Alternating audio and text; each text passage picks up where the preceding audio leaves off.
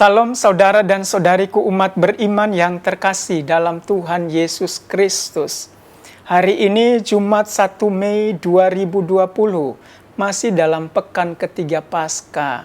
Dan hari ini gereja membuka sebuah bulan yang didevosikan atau dikhususkan bagi Bunda Maria. Bulan Mei kita kenal sebagai bulan Maria. Kita mohon berkat Tuhan melalui Bunda tersuci supaya menemani kita di rumah kita masing-masing, menjaga, memelihara, dan melengkapi segala hal yang kurang. Karena Bunda Maria mendapatkan keistimewaan dan bisa memberikan kita keajaiban yang diterimanya dari putranya sendiri.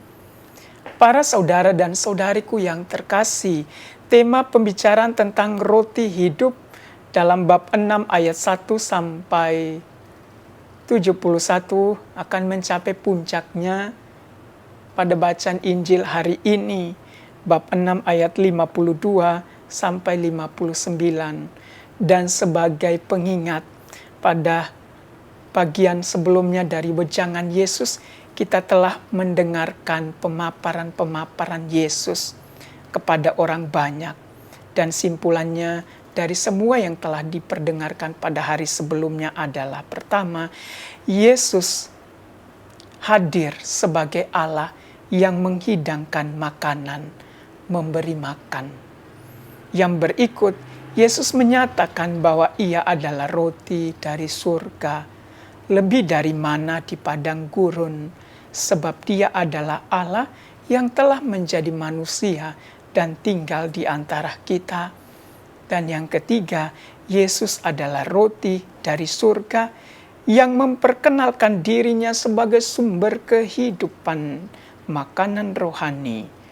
Tubuhnya benar-benar makanan dan darahnya benar-benar minuman. Saudara dan saudariku, dalam Injil hari ini para pendengar Yesus diceritakan bertengkar di dalam rumah ibadat di antara mereka sesama pendengar. Pada bagian sebelumnya orang Yahudi masih diceritakan menyelah atau bersoal jawab dengan Yesus, mempertanyakan dirinya. Dengan adanya pertengkaran di antara para pendengar, Yohanes menginformasikan kepada kita bahwa telah mulai terpenuhi perkataan Yesus sebelumnya. Dan perkataan itu adalah, tak ada seorang pun yang dapat sampai atau yang dapat percaya padaku kalau tidak ditarik oleh Bapa-Ku di surga. Artinya adalah sudah ada yang percaya, bahkan yang makin percaya pada Yesus dan menerima keilahian Yesus dan percaya bahwa Yesus adalah roti kehidupan, jaminan hidup yang abadi. Informasi dari Yohanes ini juga menjadi hiburan bagi jemaat Kristen perdana pada waktu itu, bahwa mereka telah menjadi bagian dari orang-orang yang bertengkar dalam tanda kutip dengan orang-orang lain pada zaman mereka karena belum percaya.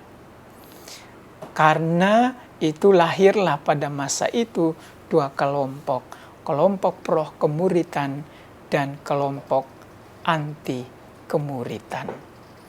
Para saudara dan saudariku yang terkasih, klimaks Injil hadir dalam pertengkaran pendengar dan juga pernyataan Yesus yang tegas diungkapkan kembali. Sesungguhnya, jika kamu tidak makan daging anak manusia dan minum darahnya, kamu tidak akan mempunyai hidup dalam dirimu. Kosakata yang kuat dan mencolok dalam bagian ini adalah daging, darah, makanan, minuman. Khotbah atau wejangan ini pada akhirnya jelas berkaitan dengan pemberian makanan secara sakramental, yaitu Ekaristi. Yohanes menempatkan wejangan ini untuk meyakinkan para pengikut Kristus bahwa dalam hidup ini dimensi pastoral yang mau dinyatakan adalah pentingnya Ekaristi. Maka anjuran atau pesan buat kita pada bagian terakhir adalah: pertama, mari melatih budi. Melatih budi dengan merenungkan senantiasa Ekaristi secara teratur dengan penuh perhatian. Yang kedua, melatih hati. Orang Kristen yang mencintai Yesus sudah pasti mencintai Ekaristi dan merindukan selalu di dalam hati. Yang ketiga, melatih kehendak. Orang Kristen diajak menjadi lebih baik setiap hari melalui kehendak yang baik. Ekaristi, sakramen cinta kasih, selalu memurnikan penghayatan hidup Kristiani kita. Selamat merayakan hari ini di rumah masing-masing dengan tetap tinggal dalam spiritualitas kerinduan. Amin.